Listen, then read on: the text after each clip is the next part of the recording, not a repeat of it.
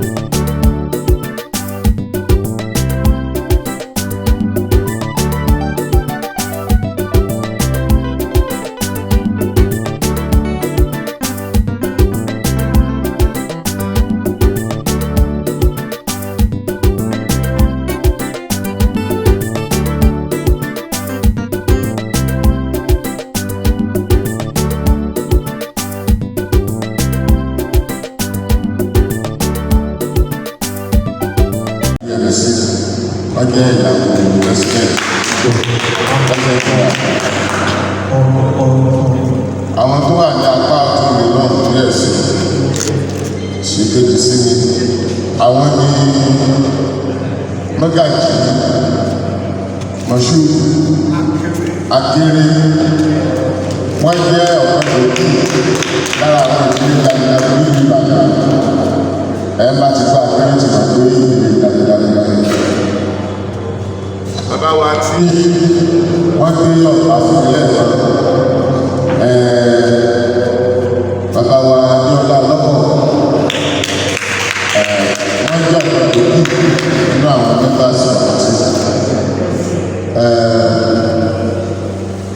ìyàwó wa Aláàjì Bọ́lá mú ó dàgbà tó ti sáré bá àfàrí lọ àti àwọn ìjọba tí wọ́n wà nínú ọ̀nà tí wọ́n wà lẹ́yìn ojú ìròkó orúkọ tèmi náà máa ń jẹ́ ọmọọba oníyẹmí sí Adétájà ààrẹ àgbà orúkọ ìṣẹ̀lẹ̀ ẹgbẹ́ tó wà ní àgbà president general central council ẹ̀ka pr ti Alhaji Bukala Family nígbà tí àwọn aṣọ fún àwọn nígbà tá a ti gbàdúrà a sì mọ̀ra wà báyìí ẹ jẹ́ ká kọ orin ìlú Ìbàdàn làlàlà.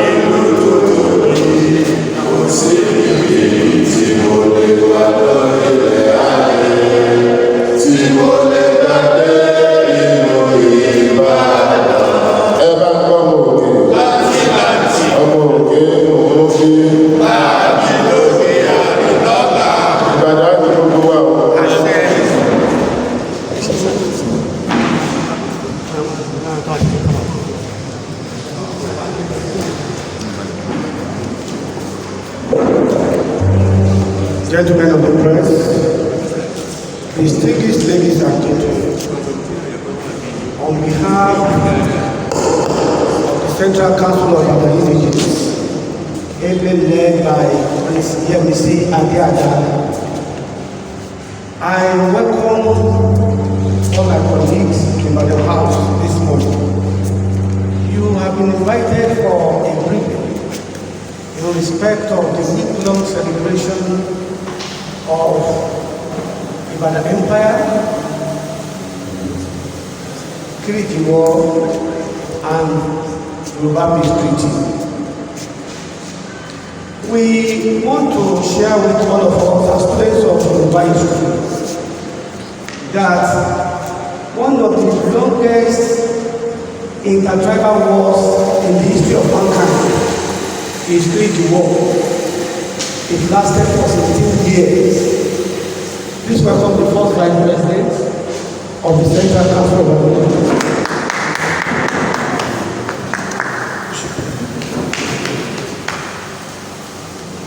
So, nobody can tell your history the way you want it to be told you, because we are taught in history that history is about perspectives.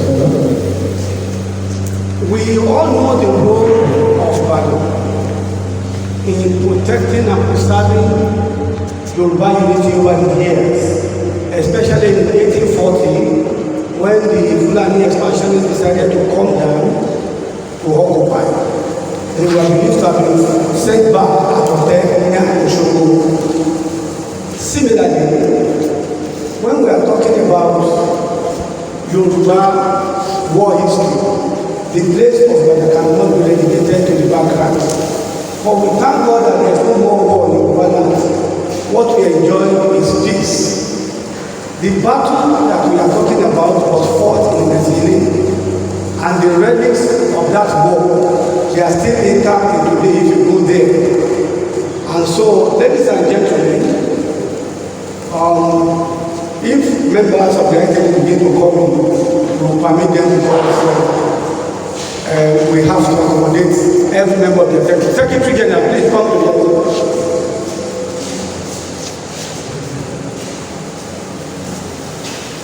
Thank you. So, we want to throw the floor open for the PG to present his address. Copies which will be distributed to you before you go. And then you can ask any question. Is that right? So please, let's listen to the President General, Vice President 2, Chief Oloyede Alamu Ibigule, Elowa Yokosi. Thank you. So, the President General said,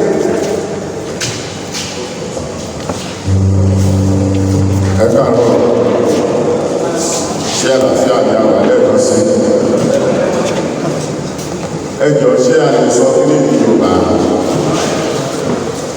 torí ẹ̀yìn oníròyìn ègbó dùn lẹ́nu ní àti ní ọwọ́ ní Yorùbá lọ tí ó bá fa kọ́nùkọ́ a lè sọ lérò tí gbogbo alágbọ́n Yorùbá ẹjọ́ àpapọ̀ fún ara ajẹ́gbẹ́ ní ìrẹ̀ táwà yìí gbogbo alábáàsì eléyìí ni ọ̀rọ̀ àpilẹ̀sọ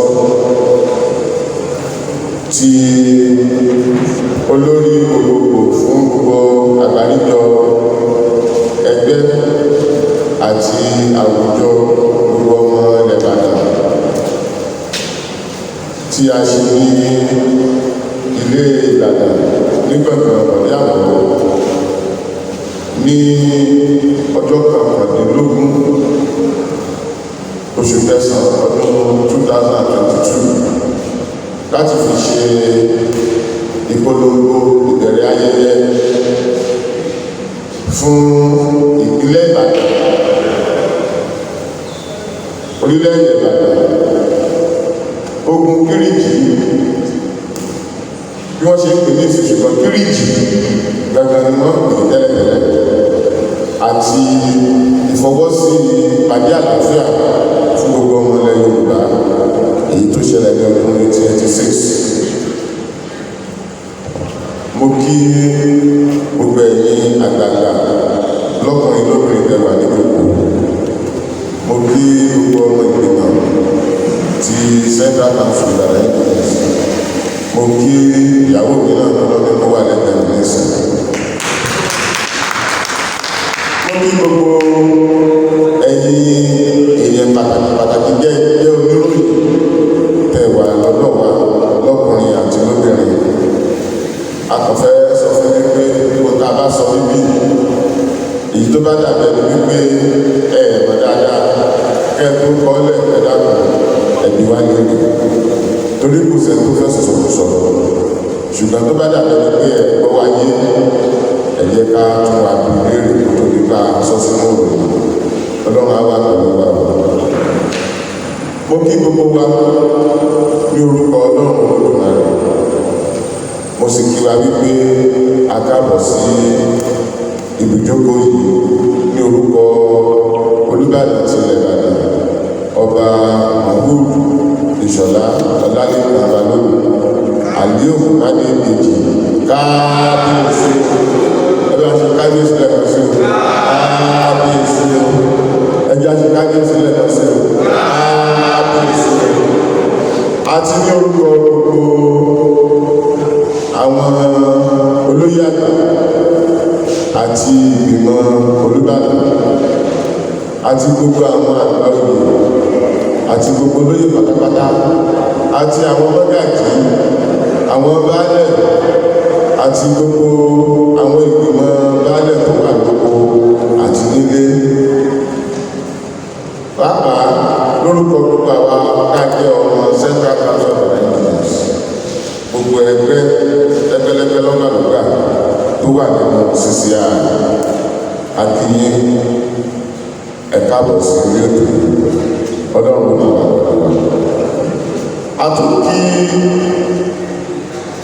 Atúnkìyí lórúkọ Ọlọ́run Olódùmarè tó fi Ìbàdàn ṣe ìjókòó àti olórí àwọn ìlú tó wà lọ́nà pàápàá ká sọ pé tó wà nílẹ̀ Yorùbá nítorí wípé kò sí ẹni tán náà tí ń jẹ oyè ọmọọba wọ́n máa ń bí gẹ́gẹ́ bí ọmọọba náà Ọlọ́run náà máa ń bí Ìbàdàn gẹ́gẹ́ bí olórí Ọlọ́run náà ló wà pẹ̀lú náà.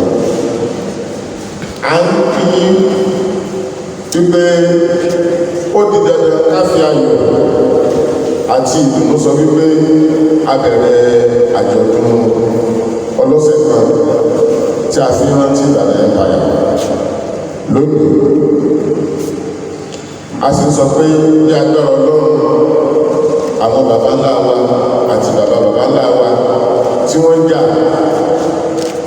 láti jẹ́ kí Ìbàdàn tóbi títí tí wọ́n fi jà dé Èkìtì tó wá fi ogun Kiriji pípẹ́ amọ̀rírì wọn a sì mọ rírì ìfaradà tí wọ́n ṣe tó fi jẹ́ pé gbogbo tí a wá ní Ìbàdàn lónìí tí ò bá tó ṣe àtìwọ̀n ìgbà náà àdìmáàrí tó jẹ́ Ìbàdàn. Ìbàdàn tóbi Ìbàdàn jẹ́ ìlú olókìkí nítorí pé àwọn jagunjagun rẹ̀ gbà náà àwọn náà jẹ́ olókìkí wọ́n jẹ́ jagunjagun tòótọ́ wọ́n sì fi taratara wọ́n fi ṣiṣẹ́ láti ṣe àṣeyọrí.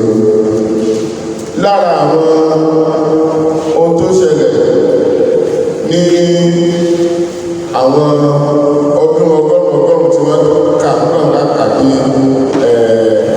ọ̀kan mọ́kàndínlógún 19th century a rí wípé ìgbà náà ní ògo àti ẹwà Ìbàdàn tó yọ nítorí àwọn jagunjagun tí wọ́n wù pé ó yẹ káwọn balẹ̀ sí kí wọ́n fẹ́lẹ̀ sí kí ọlá wọn lè pọ̀ sí. àwọn pé nínú ogun tí wọ́n ń jà àwọn babaláwa náà ṣojú kòkòrò fún ọlá àwọn àdúgbò ju pé kí wọ́n kẹ́rù kí wọ́n sì tún fi àwọn èèyàn lókùn síbẹ̀ gẹ́gẹ́ bí ajẹ́lẹ̀. Wọn ò fọwọ́ kan tó ń jẹ́ ipa àti náà lóye tàbí láti máa darí ìlú rẹ̀. Nítorí ẹ̀ ló fi jẹ́ pé yàtọ̀ fún àwọn ẹlòmíì tó yẹ pé tọ́lá ti gba ìlú kan nínú ogun wọ́n tún fẹ́yẹ̀ sílẹ̀ láti yẹ ọba. Wọn ò fọwọ́ kan ètò lọ́balọ́ba gbogbo àwọn ìlú yẹn. Ló fi jẹ́ wípé tí bá àdàbà ti kẹ́rù ló kẹ́rù wọn ò sọ wípé káwọn tó wà bẹ́ẹ̀ wọ́n mọ́ gbé èèyàn lọ́wọ́ wọ́n ṣe dáadáa sí wọn. Ṣùgbọ́n nínú ẹ̀ náà wọ́n wá ṣe àwọn ọmọ àti múdá tí a lè sọ pé wọ́n kó sínú nǹkan tó ń pè ní mánéjẹ́ǹtì lónìí. Wọ́n ṣe ètò tó jẹ́ wípé ní ìpele ẹni tí wọ́n bá kó ó ní àǹfààní fún ara rẹ̀ láti tún di ọ̀gá nínú iṣẹ́ jagunjagun kó náà tó kẹrù tiẹ̀. Àwọn ẹbí tó náà bá kó òun náà tún ní ààyè láti di ọ̀gá láti tún náà kó ẹrù tiẹ̀ tí wọ́n sì gbà wọn láàyè láti rí ìtẹ̀síwájú àti ìlọsíwájú. Èyí ló wá fà nínú ẹ̀ náà ló ti mú orí kí Ìbàdàn jáde wípé Ìbàdàn ti kó ẹrù rẹ̀ náà ó tún kẹrù. Ẹ bá pàdé fáwọn bàbá. Ó di méjì lálàkọ̀ọ́kọ́ wọn àlójú kòkòrò láti jọba níbi ìlú. Ẹ̀ka ṣáàyè wípé láti torí ẹ̀ lọ. Wọ́n ní ìkàtọ́ bá dé bá nìlà àkọ́jú mọ́. Nígbà tó torí ẹ̀ lọ sí kọ́ńkẹ́rù kan sọ wípé àwọn àlàyé bí. Èkejì ni wípé wọ́n tún fààyè bẹ̀ fún ẹ̀dá lẹ́rú gan.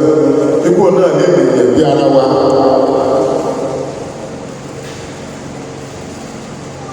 Afẹ́rí wípé ní agbára Ọlọ́run nígbà tí àwọn àkọsílẹ̀ ta ní ta fi bá débi wípé ní ọdún yìí káti ẹ̀ kọ́kọ́ bẹ̀rẹ̀ láti máa ṣe Ìbàdàn Empire,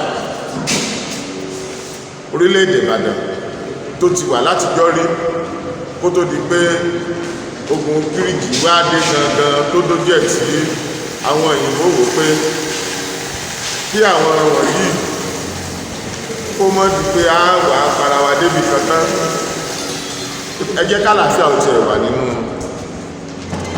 ilẹ̀ Yorùbá yìí. Nígbà àwọn òwò a fi sọ wípé ẹ jẹ́ kí a fòpin sí, ṣé a mọ̀ pé ẹni tí inú bá ń bí ẹ tí ọwọ́ ẹ̀ bá wà lókè ẹ tó bá jẹ́ kó ń ló kó ogun lọ́bì kan kò ní fẹ́ fi ara lẹ̀ láti sọ pé pẹ̀lú gbogbo nǹkan tí a rí yìí ẹjá mọ̀ fà lọ ní o. Àwọn bàbá wa wà wò pé ṣé bédè kan náà lájọ́ ń sọ, ẹjá filẹ̀ kí ṣọ̀kan tiẹ̀ wà láàrin gbogbo wa. Àwa tún wá wò pé ó yẹ ká máa rántí àwọn bàbá aláwa yìí wípé bá ṣe jẹ́ jagunjagun tó wọ́n tó gba àlàáfíà lẹ́yìn. Àlàáfíà tí wọ́n gbà láàyè ló fi àyè ẹ̀ sílẹ̀ fún ọ̀pọ̀lọpọ̀ àwọn èèyàn gan láti máa ṣọ̀rẹ́ Ìbàdàn lọ títí di òní olónìí. Ló fi jẹ́ pé nínú Ìbàdàn bẹ́ẹ̀ bá wá Jẹ̀bú ọwọ́ àbẹ̀, bẹ́ẹ̀ wẹ́gbà ọwọ́ àbẹ̀, bẹ́ẹ̀ Ògbómọ̀ṣọ́ ọwọ́ àbẹ̀, Ìjẹ̀ṣà gan wà bẹ́ẹ̀, Ìkòyí wà bẹ́ẹ̀. Kò sílùú tó wà nílẹ̀ Yorùbá tí ó sì ní Ìbàdàn. Kí ogun tó dé nígbà tó kú wà àti lẹ́yìn ogun. Torí ẹ̀ la fi sọ wípé Ìbàdàn ń gbé onílé bẹ́ẹ̀ náà ló ń gbé àlejò. Torí nǹkan fi dá Ìbàdàn lẹ̀ ìfẹ́ àti ìtẹ̀síwájú. Òun ló fà á tí bàbá wa tó wà lórí oyè ní ìsìn gẹ́gẹ́ bí Olúbàdàn tilẹ̀ Ìbàdàn ọba balógun adókùnbádékejì kábíyèsí láfi ń wò pé ní agbára ọlọ́run Ìbàdàn òde olúùlú ọjà àti ìṣòwò fún ilẹ̀ Áfíríkà. A sì dúpẹ́ lọ́wọ́ gómìnà wa ti ìpínlẹ̀ Ọ̀yọ́ ní ìsìn àti gbogbo àwọn alága ìjọba ìbílẹ̀ gbogbo tó wà nínú Ìbàdàn akitiyan wọn lórí ìdàgbàsókè ìlú Ìbàdàn àti gbogbo Ọ̀yọ́ state ṣe àpé ìgbà tó bá ń kọ́yàn lèèyàn máa ń èèyàn ọmọ sọ dáadáa láti jẹ́ kí àwọn nǹkan mèremère tó lè fa okùnfà àwọn èèyàn láti wá máa dáṣẹ́lẹ̀ láti máa ṣe dáadáa nílùú Ìbàdàn kó wà ó ní wọ́n ń ṣe lọ́wọ́lọ́wọ́ báyìí Ọlọ́run a máa ràn wọ́n lọ́wọ́ a mọ rírì gómìnà àti mọ rírì gbogbo àwọn tó bá wọn ṣiṣẹ́ nílé ìjọba a mọ rírì gbogbo àwọn alága ìjọba ìbílẹ̀ tó wà ní ilẹ̀ Ìbàdàn orí ọ̀fẹ́ Ọlọ́run a máa bá wọn gbé. ṣe rí tí a bá ń sọ̀rọ̀ pa ìfọwọ́sowọ́pọ̀ àti àjọṣepọ̀ ọmọ Yorùbá a lè sọ ju ìgbà tá a wà ń bẹ̀ gangan yìí lọ. Alákọ̀ọ́kọ́ a mọ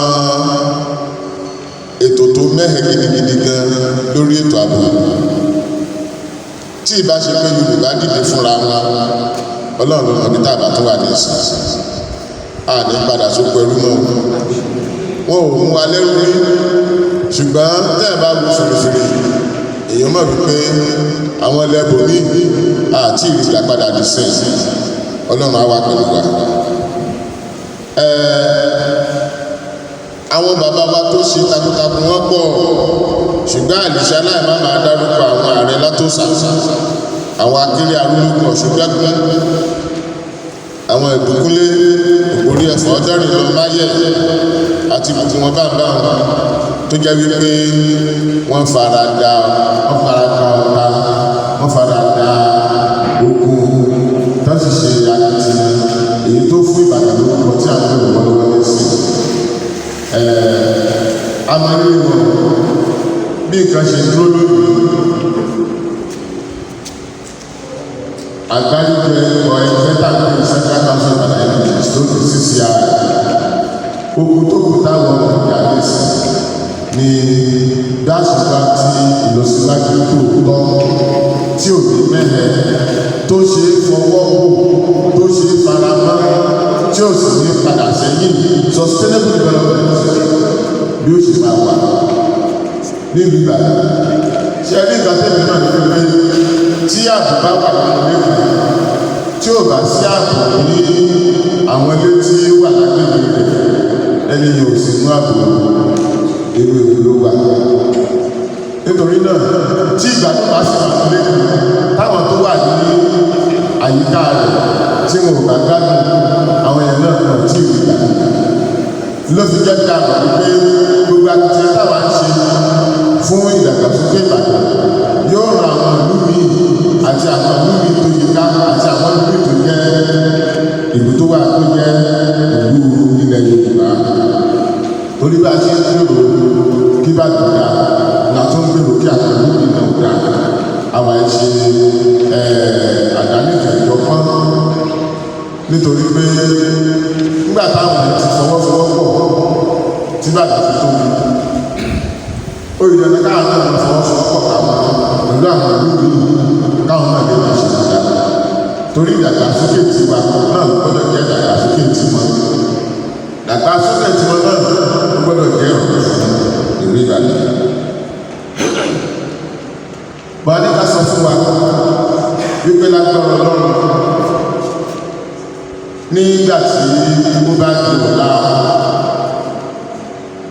ọjọ́ ogúnjọ́ oṣù kẹsàn-án ọdún 2022 nígbàgbà tó a ṣe àkóró lórí ogun Kiriji a tún wá ṣe ní ìpàdé lórí ogun Kiriji a wá wò kí ni àwọn nǹkan tó ṣe pàtàkì tá a lè múlò fún ọgbọ́n sí nínú àwọn nǹkan tó ti rí kọjá lọ. A sì mọ̀ pé nínú ọgbọ́n àtijọ́ ni ọgbọ́n sí ti lè tẹ̀síwájú.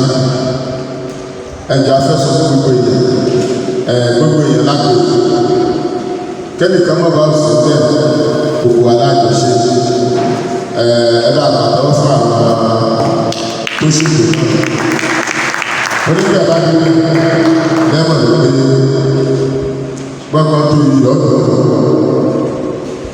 tó bá wá ní ọ̀túnlá ọjọ́ kọkànlélógún ọdún 2000 oṣù kẹsàn-án ọdún 2022 láwà náà lọ́tùlá ní agbára náà á ṣe ìwọ́de àwọn gbogbo ẹgbẹ́ lẹ́gbẹ́jẹgbẹ́ àwọn ìdílé jagunjagun pẹ̀lú ẹṣin wọn àwọn oríṣiríṣi ẹgbẹ́ kọ̀ọ̀kan pàápàá Àgbẹ̀kọ̀yà ní OPC ní vigilante ní gbogbo àwọn tí ó ṣàjẹ́ elétò fún ìdàgbàsókè ìdàgbà àwọn àwọ̀dé láti ìwúrò àwọ̀ wá sí Màkó láti wá ṣe gbàgede èyí tí a gbèrú lánàá àti àwọn ìdílé wọn tí wọ́n sì bá gbàdúrà tí ọ̀pá àṣẹwú lánàá wípé gbogbo àṣẹ tó bá tẹnu ọjà nípa yóò mú fa ìlọsíwájú àti ìtẹ̀síwájú bá ilẹ̀ láyé. Lẹ́yìn ó wà sọ wípé tó gẹ́gẹ́ bí ti àtijọ́ a sin gbogbo àwọn ọmọ Ìbàdàn sí ọ̀nà kí wọ́n máa dàgbé lọ. Tó bá wá di ọjọ́ tọ́sí ọjọ́ kejìlélógún oṣù kẹsàn-án ọdún 2022 gbogbo àwọn èèyàn wa tí wọ́n jẹ́ ìdílé jagunjagun àti ọmọ ẹgbẹ́ náà ṣiṣẹ́ àtàwọn tó bá fẹ́ tẹ̀lé wa gẹ́gẹ́ bá ti tún ní platform a máa lọ sí ìgbésílẹ̀ níbi tí wọ́n ti tọwọ́ bọ àdéhùn wípé kí àlàáfíà òjọba ní gbogbo ilẹ̀ Yorùbá. Ẹ rántí pé ogun Kiriji yìí òun ni ogun tí ó gùn jù tí wọ́n ti jà tó jẹ́ Yorùbá bẹ́ẹ̀ láàrin àwọn orílẹ̀-èdè kọ̀ọ̀kan. The longest and the most brutal ethnic war in the world. Olórí Kiriji láti ọdún 1870 títí di ọdún 1886. Ṣùgbọ́n afẹ́ fi dájọ́ wípé ogun yìí ó ní ìbẹ̀rẹ̀ àjọṣepọ̀ tí ó sì ṣe fi omi làmà tó wà láàrin Yorùbá tí ó sì ẹ̀yà àpapọ̀ tó bá dákẹ́ yìí.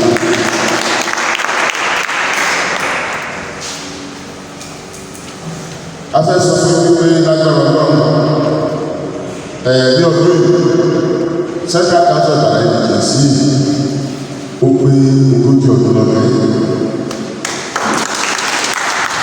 A sì àtìbájà rẹ̀ ní ọjọ́ Sátidé tó kẹ́yìn oṣù kẹwàá ọdún 2022. Òun láti ṣe bíi pé a kí àwọn tó lọ síbẹ̀ sílé káàbọ̀ síbàdàn lẹ́yìn ìgbà tí wọ́n ti lọ ṣe bí ẹni wípé wọ́n lọ jagun tán. Ṣé rí ní ìmẹ̀sílẹ̀ yẹn ibi tí wọ́n rí ìdájọ́ ìpèsè ti jẹ́ àgbẹ̀ ìgbìmọ̀ ẹ̀kọ́ padà ìfọwọ́sowọ́pọ̀ àtàfọwọ́sí àti gbogbo tábọ̀ síbẹ̀ ibi tí wọ́n rí mọ́ wọ́n wò àti àwòrán tẹ́tù yà síbẹ̀ tó bá wá di òru ọjọ́ kejìlélógún àti àárọ̀ kùtùkùtù ọjọ́ 17 September wọ́n fi ṣe ìrántí ìgbà tí wọ́n fi ọwọ́ sí ìwé torí òru ọjọ́ 22 àti àárọ̀ ọjọ́ 23 ọdún September 1886 ni wọ́n fi ọwọ́ sí ìwé Yorùbá District. Nítorí náà wọ́n wà dáná tí wọ́n fi ṣiṣẹ́ òkú tí wọ́n fi rántí ìgbà tí wọ́n sọ gbogbo àwọn ìjà ogun wọn. Ìtọ́ba yóò bẹ̀ náà wọ́n kò náà, ìtọ́ba ti jóná ojú ewu bẹ̀ náà wọ́n kò náà, wọ́n fi rántí wọ́n ṣiṣẹ́ gbà náà. A sì ní gbàgbọ́ wípé bá fi ṣe bẹ́ẹ̀ ìfọwọ́sowọ́pọ̀ tó wà láàrin Yorùbá àti àjọṣepọ̀ wa yóò tún máa túbọ̀ fẹsẹ̀ nílẹ̀ dáadáa sí i. Eléyìí tá a sọ yìí àwọn èèyàn wa ní òní ilé àti Èkìtì àti Ọ̀ṣun ìpínlẹ̀ Ọ̀ṣun wọ́n ó darapọ̀ máa wọ̀ wá ní ibẹ̀ náà. Ṣùgbọ́n tí a máa gbé tí ogún èèyàn bá dájú fún àwọn ológun ẹtí mùsùlùmí tí Kùránì náà lọ́ba dá lójú àti ìgbàgbọ́ náà tí ìgbàgbọ́ rẹ̀ bá dá lójú ogun òfin rẹ̀ dájú mùsùlùmí àbíyàn ní Kùránì dájú yóò fi dájú àlórí kìrìsìtẹ́nì náà yóò fi bíi tiẹ̀ náà dájú ẹjọ́ bá sí ìgbàgbọ́ náà kankan ẹjọ́ ìgbàgbọ́ náà ló fi dájú. Àwọn bàbá wa láyà láti lọ sí bẹ́ẹ̀ ètò àti ẹ̀fọ́ kọrin gan ọ̀rọ̀ tó wákàtí mélòó kan tó pọ̀ kámọ̀ tó sọ pé àwọn bá ṣe débẹ̀ ká lọ́wọ́ sábà nípa níbẹ̀. Ṣùgbọ́n àwọn tó bá fẹ́ lọ́wọ́ sí pé a fẹ́ lọ́wọ́ sí kíní yòó kó láṣẹ lè ṣe o láti lọ́wọ́ sí o Zenith Bank ní àkáǹtì sí àná. A sì ti jáde Zenith Bank account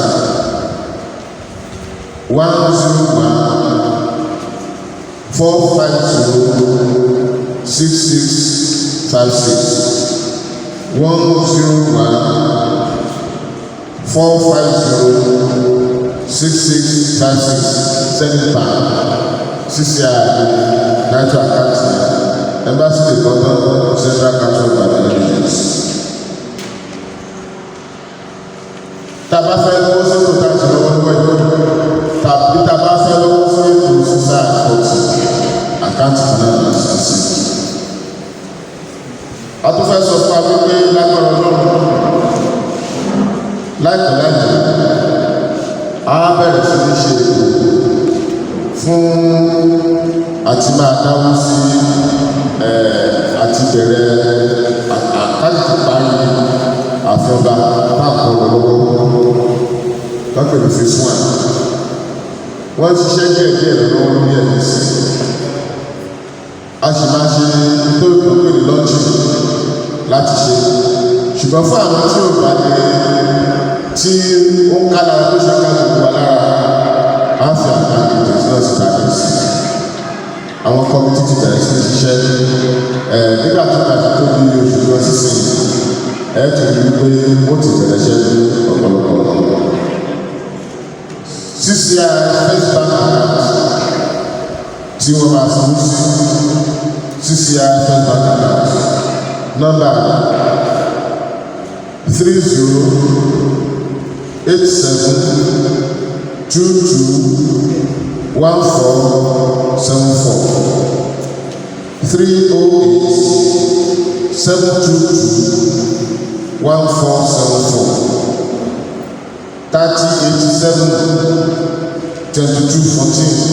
308-7221-474 òní CCI account a máa fi sí.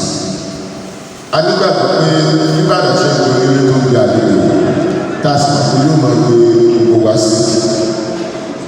Gbogbo ẹnikẹ́ni tó bá gbé Ìbàdàn tó bá jọ mọ̀ tí Ìbàdàn ti ràn lọ́wọ́ lọ́nà tàbí èkejì tàbí tó ti ṣe oore ìlú láǹfààní àti lọ́wọ́ sí gbogbo tá a ṣe Ìbàdàn ọlọ́run àwọn àgbà lọ́wọ́ gbogbo wa láti sí gbogbo àwọn àjọyọ̀ wọ̀nyí àṣeyọrí àti àṣeyọrí yóò máa jẹ́ tiwa ẹ ṣé o.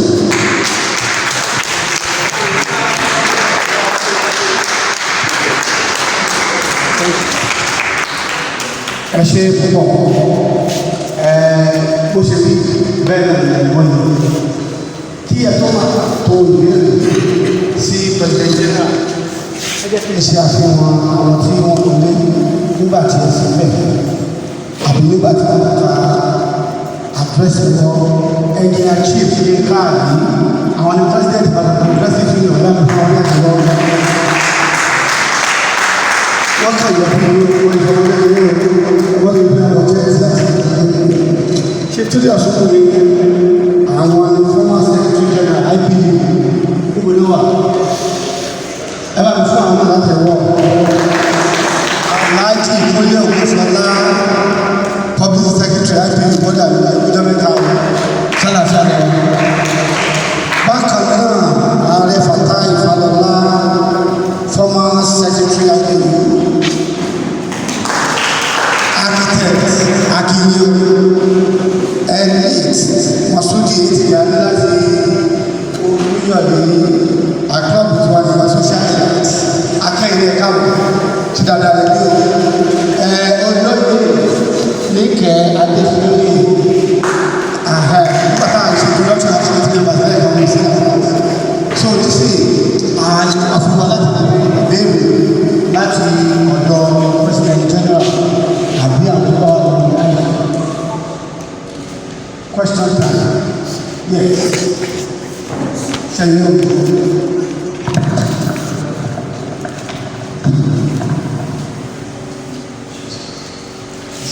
sáà ẹ kó òun látàárọ̀ sọ gbogbo nǹkan tẹ́ sọ gbogbo ẹ̀ ló yẹ wáyé yékéyéké àmọ́ a fẹ́ kí ẹ bá wa tan ìmọ́lẹ̀ sí pàtàkì Kiriji ogun Kiriji fún àwọn ọmọ tí a ẹsẹ̀ mílíọ̀nù tó jẹ́ pé àbáwọn generation tó wà lẹ́yìn tí wọ́n fẹ́ gbé àwọn ti history ní school bóyá wọ́n kàn mọ́ Kiriji wọn mọ̀ kan tó ṣẹlẹ̀ pé what is the significance of Kiriji war today and what is its relevance for tomorrow and gẹ́gẹ́ bí ogun Kiriji ṣe jẹ́ pé gbogbo ilẹ̀ Yorùbá òun ni ó wà fún nígbà yẹn sá ǹjẹ́ àjọṣepọ̀ wà láàrin àpapọ̀ ẹgbẹ́ ọmọ Ìbàdàn CCI àti àwọn ẹgbẹ́ ìlú míì láti jẹ́ pé kí ààbò kí ó dájú ní ilẹ̀ Yorùbá gẹ́gẹ́ bọ́n ṣe ṣe lè tó jẹ́ pé ogun orí ilẹ̀ Yorùbá tó fi jẹ́ pé kí ogun míì bá tiẹ̀ tó ń bọ̀ kò tó ní orí ilẹ̀ Yorùbá ẹ ṣe lọ́pọ̀lọpọ̀. wọ́n kọ́ àwọn láti máa bèrè ìbéèrè ẹ̀ṣẹ̀ àti akọ́lẹ̀ láti dáhùn àwọn ìbéèrè náà nítorí pé wọ́n fún yín ní àwọn ọ̀dà tí ó da akin lórí rẹ̀ ní ṣíṣe agbègbè ṣe pàtàkì púpọ̀ tọ́yìn tọ́mọ bàbá tàbí ọba àgbà náà lọ́wọ́ Thank you very much. Let me attempt to answer this question in English so that we can have a clearer picture with our brothers and sisters there. Let me state that in the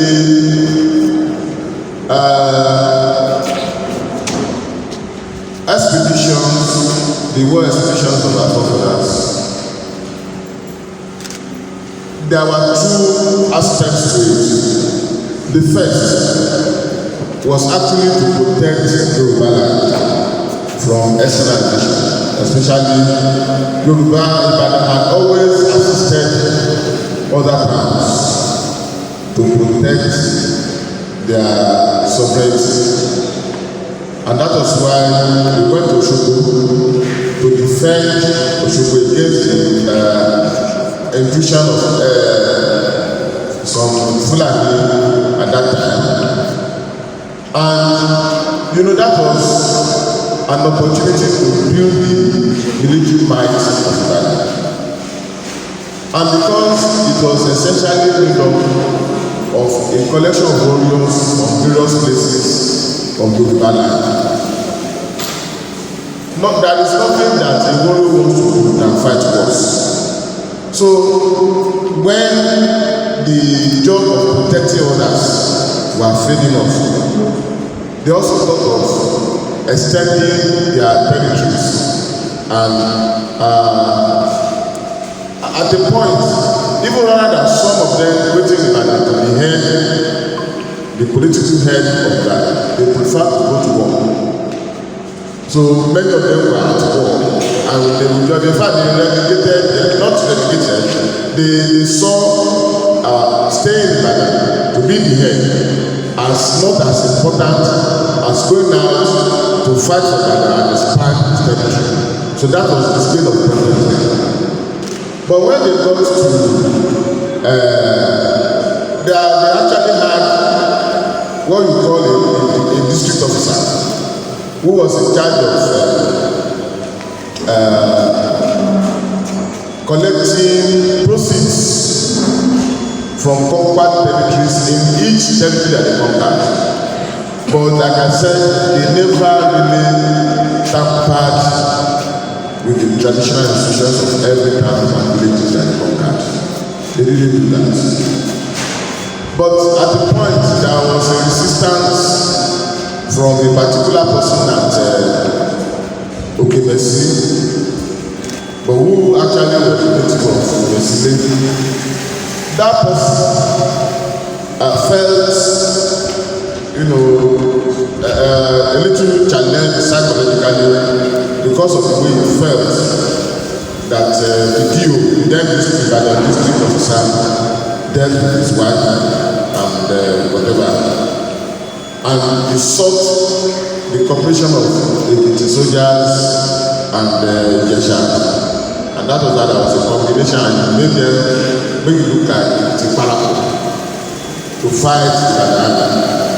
And the war started just as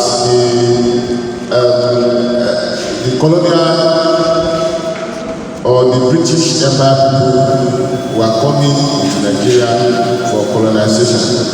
And at that period, they had to come in between the Yoruba warriors, and they decided to broker peace, which invariably was cited as an incident that was really the battlefield or the battleground. It was during that war that the use of cannon was introduced. It was the sound of the cannon that was used to describe the war. The cannon would sound Kiriji. So they turned it to the Ogun Kiriji, that is the Kiriji war, or Ekitipa war. To Ibadan, the combined army of Ekitis, Igeshas, and even the Gomina area against the force of Ibadan, in which we have even some soldiers from Ijebu, from Edda, from Oyo, the two divides of Yoruba nations. When the peace treaty was now signed, when peace was brokered in 1886, Yoruba did not return from the site until 1893. They still stayed about 7 years before they retreated. So to let you know that though the war ended, they never took anything for granted in their own wisdom. That's what they. So you don't let loose your guard. That was the first thing you can learn from that war. Number two is that when you have the opportunity to make progress in life, don't be indulged in your success. It was the indulgence that really created the problem and led to war. So that was another lesson. Another one is from this eulogy Ibadan Keru, It only shows that since that time, our forefathers have known that if we want to keep your star, if we want to make sure you have continuous allegiance, create a career path for your staff as an employee, so that they will know that they have hope at the end of the day. So when they conquered slaves, and slaves knew that they would also become masters themselves, their allegiance turned even to their masters. So Ibadan Meru also had the opportunity to become master one day and look like and be like the freeborns. So you have that opportunity to. In fact, there are a lot of books on the role of slaves in the expansion of the land. So all these things and more that some academicians can explore, especially in the area of management and the area of historical empirical facts of the history of the Kiriji war, as may be discussed and be acted in play. We will see a lot of opportunities to teach our children and be able to see the future.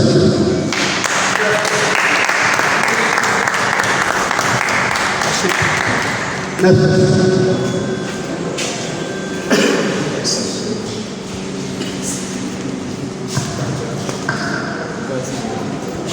Mo kí bàbá wa president general àrùn ẹni yóò kó lórí dáadáa àti gbogbo àwọn bọ́bá tòun tí wọ́n bẹ lórí pépé pẹ̀lú bẹ́ẹ̀ ni mo kí gbogbo àwọn ọ̀gá wa níbi iṣẹ́ ìròyìn àti ìjẹ́kí aráàlú wọn tó ń lọ. Ẹ má bínú ọ̀rọ̀ tèmi kì í ṣe ìbéèrè. Àkọ́kọ́ mo fẹ́ dúpẹ́, ẹlẹ́ẹ̀kejì mo dẹ̀ tún fẹ́ rọ bàbá wa àti gbogbo sísí ara. Kí ni ìdí ọpẹ́ mi ni pé mo rántí pé ní ọdún tí ó kọjá ní September 22, mo láǹfààní àti gòkè wá bá bàbá president general tí mo dẹ̀ ṣe ìfọ̀rọ̀wánilẹ́nuwò pẹ̀lú wọn bíi wákàtí kan tí mo fi wọ́n léèrè ọ̀rọ̀ tí wọ́n sì fìdúró àtàyọ̀dá lò. Ṣùgbọ́n kí ló dé kan nínú ìjòyè wípé lọ́dún náà lọ́wọ́ bàbá wa wọ́n fi ìfẹ́ hàn sí wọn lọ́dún náà nínú gbogbo tí wọ́n bá mi sọ ní ọjọ́ yẹn. Wọ́n fi ìfẹ́ hàn púpọ̀, wọ́n dẹ̀ jẹ́ kó ní pé kò sí nǹkan tí ìjọba àwọn ò lè ṣe láti lè jẹ́ kí wọ́n lọ kí wọ́n jẹ́ tí wọ́n bá wà more recognized tí wọ́n lè wà identify ìpínlẹ̀ Ìbàdàn. Inú mi dùn púpọ̀, ó fi fún fẹ́ pẹ́ náà wọ́n padà lórí ọ̀rọ̀ wọn tí wọ́n sọ. Òun náà ló bí eléyìí tí CCI tí wọ́n fi adopt remembrance Kiriji war. Torí pé CCI wọ́n rí ní bùkátà àwọn ọdún tó kọjá, ṣùgbọ́n ayọ̀ kíkún nígbà tí mo gbọ́ ìròyìn ayọ̀ pé CCI ti adopt celebration remembrance Kiriji war. Inú mi dùn gan.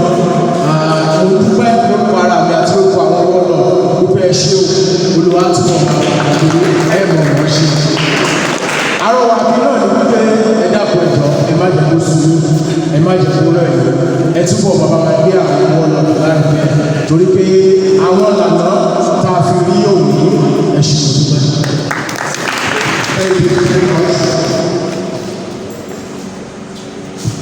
Ẹ kú dòwò sá. My name is Ademola Bangas. What is the cause of that spirit? The impulse. The cause. The cause. Service.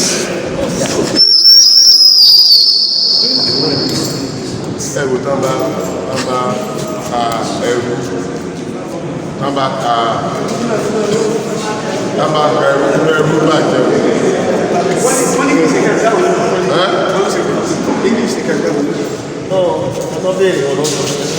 Well, let me just say that in the spirit of oneness of Yoruba land,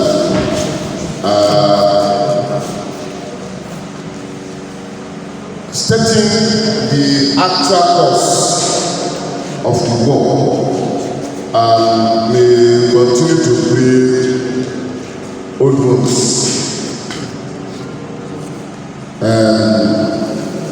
But all the same, let me just rephrase without a remote influence of women. Whether we like it or not, remote influence of women causes the war. And if you look biblically,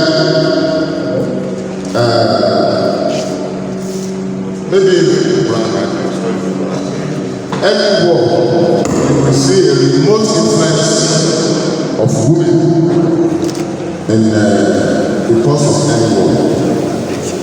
But what you discover is from management perspective, the lesson you can learn there really is that if you have victory in a particular circumstance, be careful of whom will be holding forth for you, because it was not the people that come down that really caused the problem, but the warriors suffered the loss.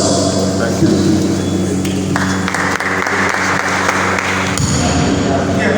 Will you be satisfied with that? All right. PG, ẹnìkan wá láti ìdájọ́ pé wọ́n dápọ̀ lóhùn pé ló táwọn plé ìwé wọn sọ gbájú ìṣẹ́ ti wá máa wà pàdé ẹ̀.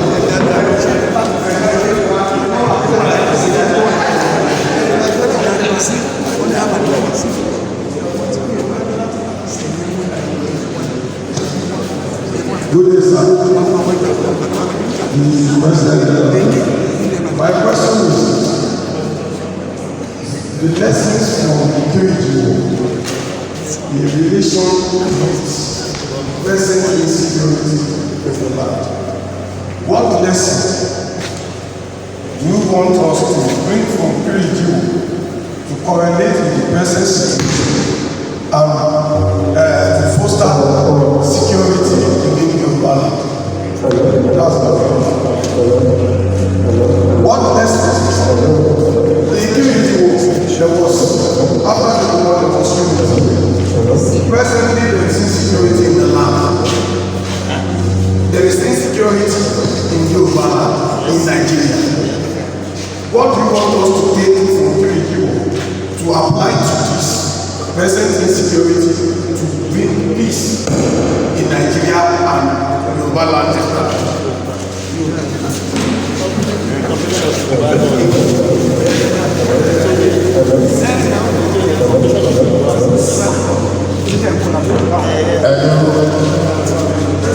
Let's say, simply put, the unity that evolved signing of Yoruba unity was more of a prophecy against the present time.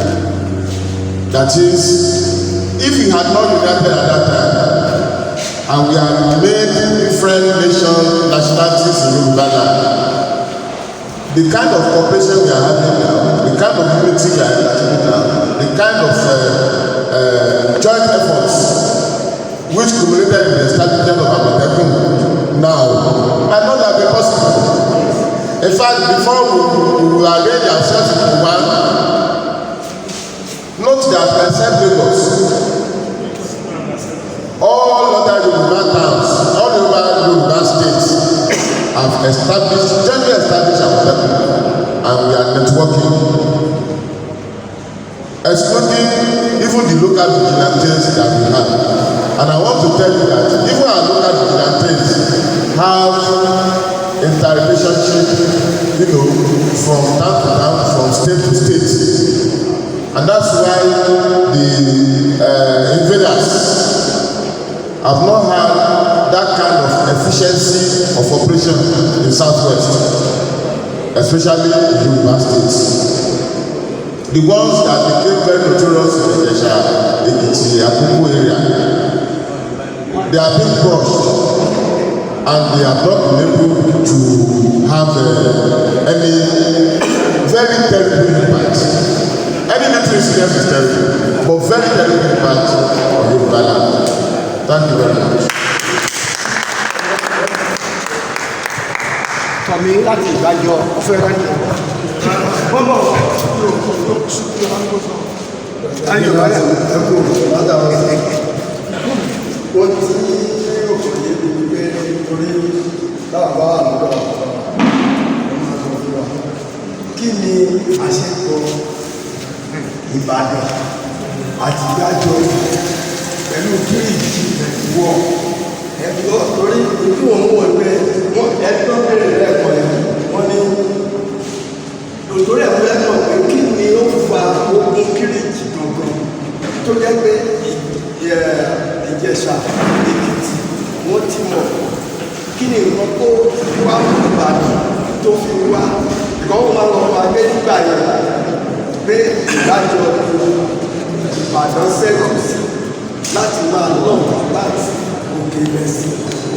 So ohun tí mo kò fẹ́ bèèrè pé kí ni relationship tó wà láàrin Ìgbàjọ àti Ìbàdàn pẹ̀lú Kiriji wọ̀. Kí pẹ̀lẹ́gẹ́lá tó dáhùn lórí ilé ìṣòwò ti pẹ̀ ní kápítọ̀ àti ìgbésẹ̀ àgbésẹ̀ àwọn gbogbo àwọn tí wọ́n wà mẹ́rin náà ẹ̀ka àbùsí àná. Ẹ ṣe rí kí ogun Kiriji tó bẹ̀rẹ̀ Ìbàdàn ní ajẹ́lẹ̀ ní Èkìtì. That is actually Ìbàdàn ti ní control. Ìbàdàn ti darí Èkìtì àti àwọn àkókò kọ̀ọ̀kan. Ṣùgbọ́n nígbà tí Fábùnmi tí òkè mẹ́sì ìlú wà lánàá lẹ́yìn ìsinmi rẹ̀ nígbà tí ó rí nǹkan tó lérò ló jẹ́ fún òun láti ara ìyàwó rẹ̀ pẹ̀lú nǹkan tí ajẹ́lẹ̀ bàjẹ́ ṣe fún òun ló wá lọ bá àwọn àmọ́bọ̀yá àwọn ajẹ́lẹ̀ yìí náà wọ́n tún ṣe rẹ̀ ní ìlú ní ó wá lọ bá jagunjagun ti Èkìtì ti Jẹ̀ṣà àwọn ìgbòmínà ẹwà ẹ̀jẹ̀ dáadáa wọn ní ìlú bí wọ́n ṣe bàjẹ́ ṣùgbọ́n Ìbàdàn náà àtẹ̀wà ló wà Ìbàdàn nígbà tí ó gbé ẹ̀ máa bẹ̀rẹ̀ Ìgbàjọ ní Ìbàdàn ti ṣe ibùdókòó Ìgbàjọ ní ibùdókòó wa ṣẹ́sì pẹ̀lú èèyàn ìwà ìgbàgbọ́ dúró Ìgbàjọ àtìlẹ́sì àwọn yẹn ni wọ́n lò láti fi pé tí gbogbo ọmọ ti ẹ̀yìn ìjà wọ́n tún lọ sí wọ́n tún gbà lẹ́sìn náà láti lòdùkọ àwọn Èkìtì àti Ìjẹ̀ṣà. Nítorí àdéjọ́ tẹ́lẹ̀ nígbà tí wọ́n parí ogun wọ́n wá pàdé àtìgbàjọ àtìlẹ́sì àtàjà gbogbo wọn wọ́n wà lábẹ́ bàbá bí àwọn òkú náà wọ́n tún wà lábẹ́ bàbá ẹ̀ṣẹ́.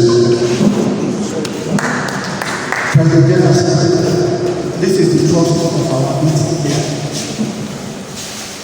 There have been peace, unity since 1986 to date. Now the journalists want to know what effort the Yoruba race is making to sustain this peace, and what signal are we sending to the outside world? If anybody decides to come into Yoruba land, we will repel the forces. That is the question. Thank you. You know, for every good or bad thing, one event will lead to the other. There have been joint efforts in the past, especially part of which has led to the formation of Yoruba coalition groups, many Yoruba coalition groups. But what you discover in such groups is that the political leadership of each of these towns were not really selected. Then the socio-cultural heads of each of these towns were not really selected. So, but ever since we developed this concept, a concept known on Kiriji War, the next step now is to see into the formation of all heads of socio-cultural groups in Yoruba land into one. And I'm telling you that by the grace of God, the Central Council of Ibadan Indigenous will ensure this in the next 1 year. And we'll have that conference in Ibadan here. So that we'll have a more united and unified force to protect our traditional institutions. Because that's the target. The moment the traditional institutions is depleted, the people are finished. And we want to protect our traditional institutions, we want to protect our custom, and by that we will protect our territory. And I know that the good Lord will continue to be with us and give us a successful tenure for that period. Thank you and God bless you.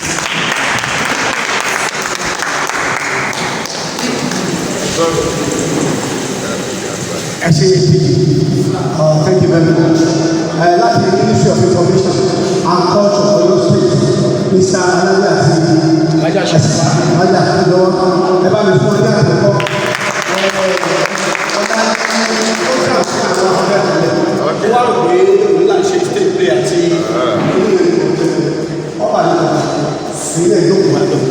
Next question, and after are you okay? Yes.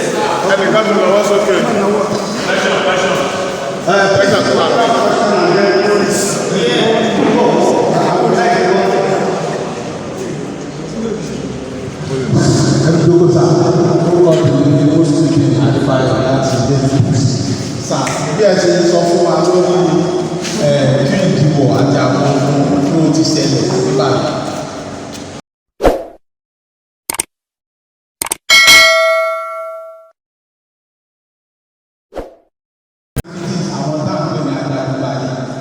torí pé kí ìdìbò yẹn náà àwọn mẹ́ta náà ló máa fi. So tẹ́ bá wo àwọn area Ìbàdàn lẹ́sìtì ọmọ táyé níta lọ ọmọ táyé yóò dùn pé kíní kan wọ́n ti gba kíní náà dájọ́ ẹ̀dọ́gbàgbọ́ àwọn. Mo fẹ́ bèèrè kí ní sísè ara ṣe because tèmi family kọ̀ọ̀kan ilẹ̀ kọ̀ọ̀kan ló ní family kọ̀ọ̀kan ló dẹ̀ ní wẹ́gà yìí. Kí ni sísè àìlè ṣe lórí pé gbogbo wọn jagun balẹ̀? That is one. Ẹlẹ́kẹ̀kẹ́ ni pé tí ọba fẹ́ sí kọ́ òní sí mo kọ́lé mo fẹ́ ti kọ́ òní láti bóyá bẹ̀rẹ̀ ni ó kọ́ òní ló ti bẹ̀rẹ̀ tí wọ́n fi dé olówó ẹrú from junction to junction wọn máa kówó. Àwọn pípì wọ́n ti dé wọn ní èkó kí ni títí àjọ bẹ́lá bọ́dọ̀ fọ́ ìdìdì tí ẹ̀ ń ṣe lórí àwọn tí wọ́n ń dàgbò wà ní kọ́ọ̀sì. Tẹ́ bá wo òkè kò tẹ̀lé gbogbo gbé sinimá yẹn àwọn ìbò wọn ti nà tán tó bá wá dìbò níbẹ̀ ẹ̀yìn lẹ́sẹ̀ ti yà tí ìbò bá jáde mẹ́ta ló fẹ́ wọlé a ti gbéra wa ní Ìbàdàn ọmọ fẹ́ ọmọ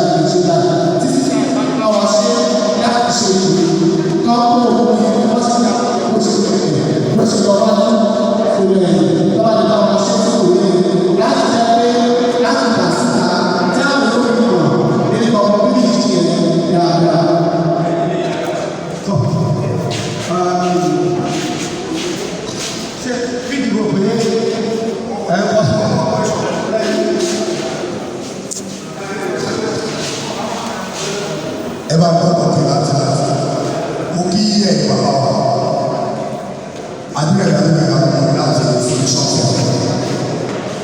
ọ̀pọ̀lọpọ̀ ẹ̀kọ́ máa ń pè wá lórí ètò kan tí a ṣe kàkàlà wa wọ́n ní ibi tí òkè bàtà wà ní àwọn ìpè ó ti tí wọ́n ti ń tà fún ọ̀pọ̀lọpọ̀ àwọn èèyàn mo lè rò ó yẹ kí bẹ́ẹ̀ kó yẹ pé a jẹ́ installation area fún CCTV àlẹ́ ìtẹ́kì ẹ̀ tí mo fi ní máa tà ọ̀rọ̀ ní wọ́n ti ta ìkọ̀ fún ọ̀pọ̀lọpọ̀ èèyàn kí ni CCTV fẹ́ ṣe sí láti gbé oṣù tí wọ́n ń kà níṣẹ́. ẹjọ máa ní question àyẹ̀wò ní agbára láti gbéra wọ́n sì tẹ̀ wọ́n lọ kàn kàn ó sì rí. ẹ ṣe ìbéèrè alákọ̀ọ́kọ́ àwọn tí wọ́n ralẹ̀ wá àti àwọn tó lè bá ṣe lè dìbò bẹ́ẹ̀ tí ọmọ bàbá lè fi wọlé bẹ́ẹ̀ ṣe rí kọ́kọ́ sọ fún mi pé fún àti ìdìbò wọlé kódà kó má jà pàápàá ilẹ̀ tó yẹ káwọn ìlú rẹ̀ ti fi pẹ̀lú wọn wá ìbò ẹni tó kọ́lé ẹni tí gbé bẹ̀rẹ̀ ìbò náà àwọn àjèjì náà wọ́n lọ lẹ́nu ṣe rí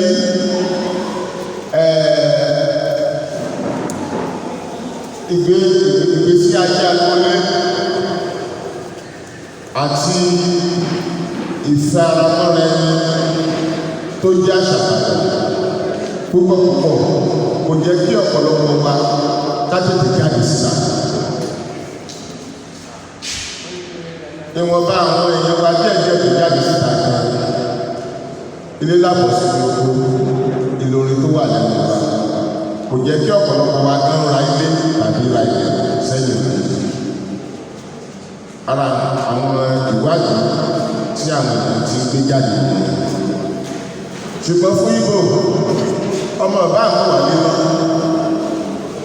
ọ̀dà bọ̀ torí káwọn ìdílé tó wáyé nítorí ẹ̀ ló ti dàgbẹ́ wípé wọ́n pọ̀ nínú gbogbo káàkiri ìyẹn èkejì ni pé ṣe ayé pàápàá fún ọ̀pọ̀lọpọ̀ àwa tí a ti fi gba ẹ̀sìn Kìrìsìtẹ́nì àti àwọn ọ̀pọ̀lọpọ̀ wa tí wọ́n ti ẹ̀sìn jẹ́ mùsùlùmí gan ṣùgbọ́n tó jẹ́ pé ọgbọ́n ìlú tètè wọ ọ̀dọ̀ wa wá àti mọ̀mọ́ bí wọ́n pọ̀ ó ti di àyẹ̀fọ́ nítorí náà a ní ọmọ tó pọ̀ lẹ́bi tí wọ́n wà sọ wípé ẹ̀yìn òdì làwọn lọ́mọ gbé ṣẹ̀rí àwọn ọ̀rọ̀ ìyá ń sọ láti jẹ́ ká mọ̀ kí ni àwọn ìdí rẹ̀ tó jẹ́ tó bóyá Ìbàdàn lè máa ní ìgbà tó pọ̀ lẹ́yìn òdì rẹ̀ ṣùgbọ́n àfojú inú ilé bọ́ mo fẹ́ sọ pé ó fún fáwọn tó ń ta ilẹ̀ àwọn tó ń ta ilé ṣẹ̀rí kò sí òfin tí nǹkan tá a ní torí bá a nílé àlùkò kò jẹ́ kí àwọn nǹkan tá a ní kò bí ìtàn kò tó wá lójú níbi pé ẹni tá a bá ta lè lé ní gbogbo wà bẹ́ẹ̀ nínú ìtàn wà lóko ní òun á lò bẹ́ẹ̀ ìyẹn ìpínlẹ̀ èkejì a ní gẹ́gẹ́ bí àǹfààní gbogbo wa à ń wò gẹ́gẹ́ bí àǹfààní tiwa nìkan àwọn ẹ̀kọ́ yìí ó ṣẹ̀ṣẹ̀ jẹ jáde báyìí ní ìsinmi wípé ká má máa wò níwò pé tiwa nìkan mọ́ àṣìṣe àti àwọn ìgbìmọ̀ lájọlájọ tó wà ní ṣíṣe àti dára wà lẹ́kọ̀ọ́ pé ká máa sọ fún àwọn èèyàn wa ẹ má talẹ̀ mọ́ ẹ má ní ìsì ẹ̀mí tí àwọn tó wà ní ìjọba talẹ̀ bẹ́ẹ̀ iṣẹ́ ajé tí wọ́n rí sí nínú rẹ̀ lẹ́sìn wọ́n lè bá yìí ṣùgbọ́n ẹjẹ́ aṣọ sọ́fún àwa ọ̀pọ̀lọpọ̀ ọmọ bàbá tó ní ilé tó pọ̀ lẹ́kọ̀ọ́ tí wọ́n bá talẹ̀ fún abúlé láti ráyè ẹ̀fẹ̀sẹ̀ sílẹ̀ bẹ́ẹ̀. bọ́yé ò sọ wípé ká sọ pé afẹ́jọ́ sí fáìtì àwa náà lára ìgbà lọ́dọ̀ tí kò fi ráyè ẹ̀fẹ̀sẹ̀ sílẹ̀ àwọn plọ́mbà àwa àpàtúnáìsì ibo làpàtúnáìsì àwọn táìlà àwa àpàtúnáìsì Ibo la patronize. Electrical wa patronize. Ibo la patronize. Kódà àwọn bíríkì àti kọ́lẹ́mìsì ọmọ bàtà.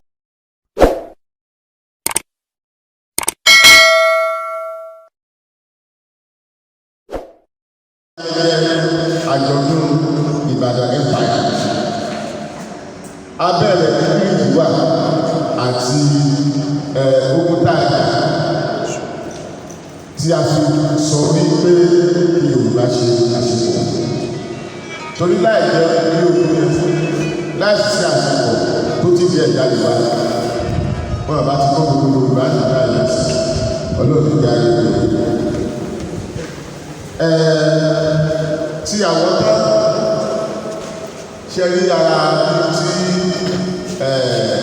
ẹbí kọ̀ọ̀kan tí àwọn tó kàn ṣàdédé ṣe nǹkan tó wù wọ́n náà ló fa ìyá àwọn tó ti tà níbi kan kó tó di pé àjíkiri afẹ́sọ fún mi pé ṣíṣe àìṣe àtàkùn lórí ẹ̀rọ at least lórí tó ṣẹ́kù sílẹ̀ àṣìkò pé nítorí ọ̀fẹ́ náà tó bá ṣe afẹ́gbà padà lára tí wọ́n ti rà pápá tó bá yá pé ó fẹ́ súnmọ́ ibi tí ojú orí lágbègbè tó bá fẹ́ dà ní àlùfẹ́ àwà bá ṣe rà padà pẹ̀lú àtúntìyàn ìjọba ìbílẹ̀ àti ti ìpínlẹ̀ àwà bá ṣe rà padà. Bọ́jú gbogbo ẹ̀ lọ afẹ́sọ fún mi pé etí wa ò ní sísè àrẹ a sì lọ sílẹ̀ kékeré láti rí àwọn tí kùdìẹ̀kùdìẹ̀ bá lè wà tó sì jẹ́ pé ó ń pè fún iṣẹ́ takuntakun láti ẹ̀kọ́ wa wá. Ṣùgbọ́n a fẹ́ rọrùn wa pé àwọn táwa ní àlè darí ìtẹ́yìn náà bá rí gẹ́gẹ́ bí ìpàdésì wá síbi àwọn míì àti àwọn míì ẹ̀ bá rí ẹmọ́jẹ̀ pé tí wọ́n fi ẹ̀ka náà tó bá sì ẹ̀ka tẹ̀lé àṣàríkà ọlọ́run àwọn àwọn ẹ̀ṣẹ́ rẹ̀.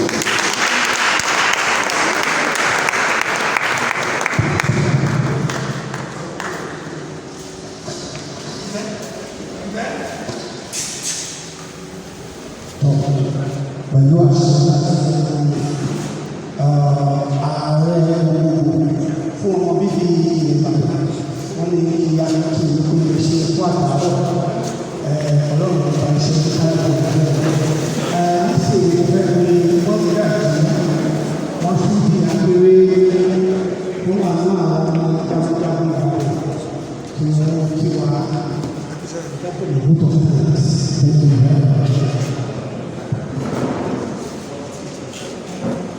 mo kí gbogbo wa tí a wà nítorí lẹ́yìn ààrẹ àgbà gbogbo ẹgbẹ́ Central Council Ìbàdàn Kiriji ìyáàfin wọn igbákejì wọn àti alága ìgbìmọ̀ tí wọ́n gbé kalẹ̀ fún ètò ṣíṣe àjọyọ̀ ti Kiriji àti Ìbàdàn Empire náà ṣùgbọ́n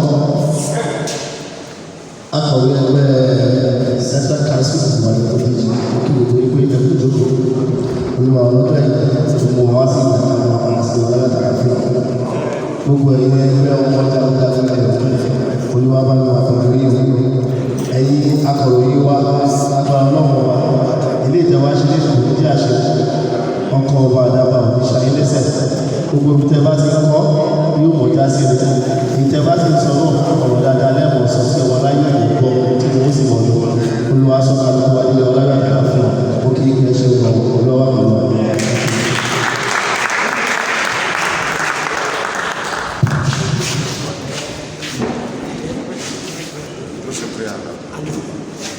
tọ́ nígbà tá a fẹ́ bẹ̀rẹ̀ ẹnìkan tí ẹ̀mí tó olú fún wa ní àdúrà a fẹ́ kí akọ̀wé sẹ́kùn òbí ká fún wa ní àdúrà ní ọ̀sẹ̀.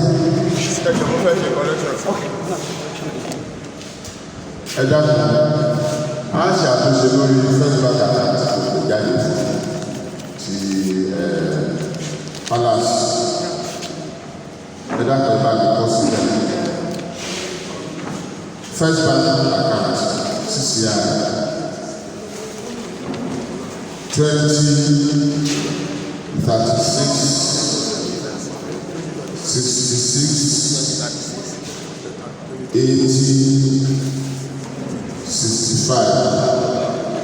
Lẹ́ẹ̀kan sí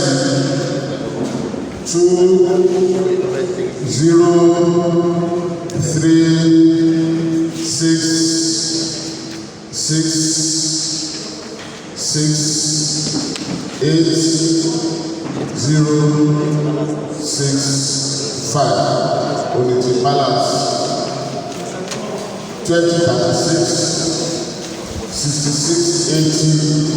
2036-66-80-65. 203-666-8065. Ti Zenith Bank fún tàbí ṣàjọyọ̀ ṣíṣe àtúntì àti Ìbàdàn Empire. One Zenith Bank ṣíṣe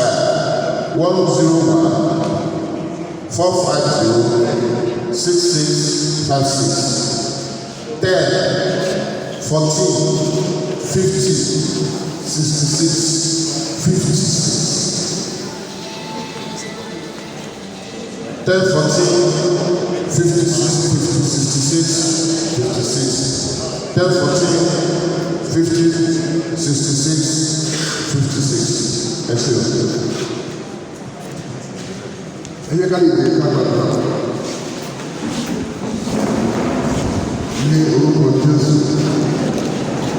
orúkọ adúpẹ́ fún Ọlọ́run fún ọjọ́ adúpẹ́ fún pé Ọlọ́run dá wa sí tí wọ́n ti àlè láti ọjọ́ ìlú bàbá kẹ́ẹ̀kọ́ pẹ́ kẹ́ẹ̀kọ́ ìlú wa adúpẹ́ fún ìkọ́ tí àrùn sí ní ọjọ́ òní adúpẹ́ ibi tí Ọlọ́run tó dá wa sí adúpẹ́ fún gbogbo àwọn nǹkan tí a ti rí tó jẹ́ nǹkan tí a gé nínú ìjà tí ó parí ní ètò ìdíje.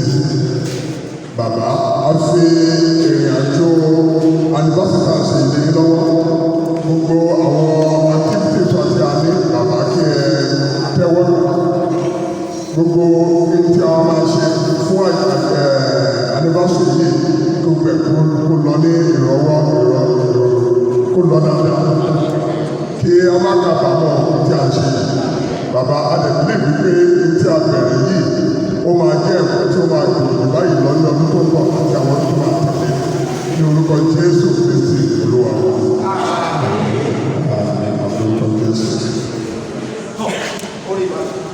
Orí ìlànà.